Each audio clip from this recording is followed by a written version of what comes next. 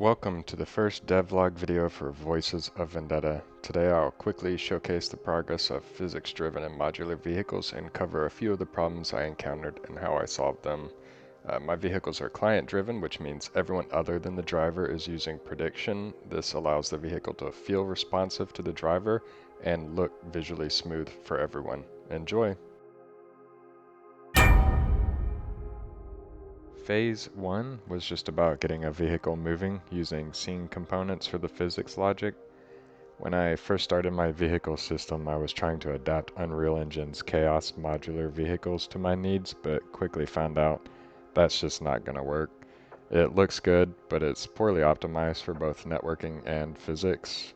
My vehicle will be client-driven, where everyone other than the driver is using prediction, and this will allow the vehicle to feel responsive for the driver and look visually smooth for everyone else. In this stage, I've only set up the wheel and engine scene components. The engine provides the power limit for the vehicle, and the wheels use the power to drive the movement. The only part of the vehicle that will simulate physics is the body of the vehicle, and it gets all its information from the components. To fix the collision, I figured out you must make collision components attached to the simulating physics body and hide them in game while using visual components with no collision for visual movements. As you can see here, when the vehicle goes into the air, the wheels will move up and down as a normal suspension would. Phase 2 was about getting airborne, so I added wings to see if I could achieve liftoff. In this first clip, the problem I had is that despite all the forces from the wings being applied to the center of mass, was that the wheels applied forces individually at their location and to create torque.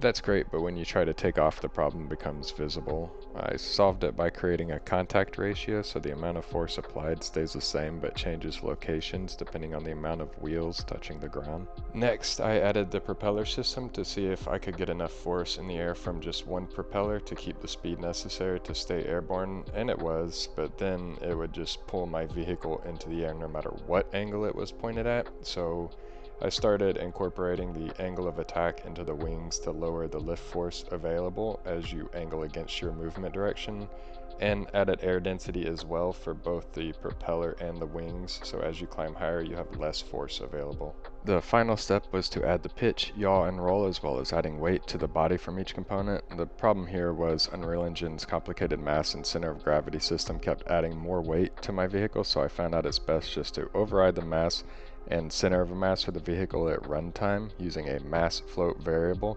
instead of Unreal Engine's mass setting. And if you want the true mass for the vehicle, you need to pull mass from the primitive instance, because get mass gives you the overridden mass of the vehicle body plus what the engine sees from attached components.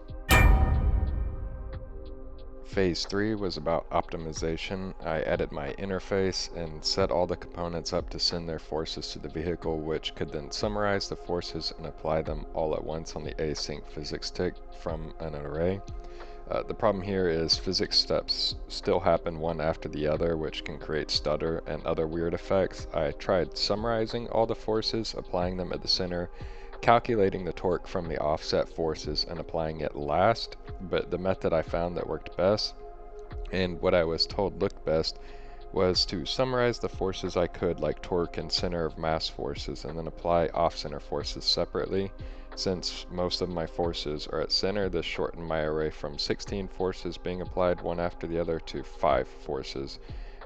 One summarized torque force, one summarized center force, and 3 off-center forces, which came from the plane's elevator, ailerons, and rudder.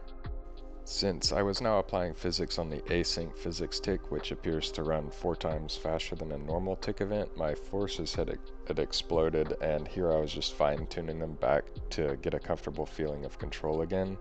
Now, I wasn't trying to build a flight simulator, but I also wasn't trying to build an arcade style where nothing matters if you hold W.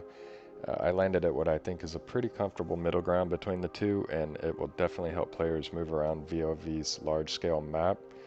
My next step for vehicles is to incorporate rocket engines and thrusters to allow players to move around in space, but for now this is my early development progress. Thanks for watching, and if you enjoyed this short video and want a more detailed breakdown of my vehicles and the problems I had to solve, click that like button and subscribe.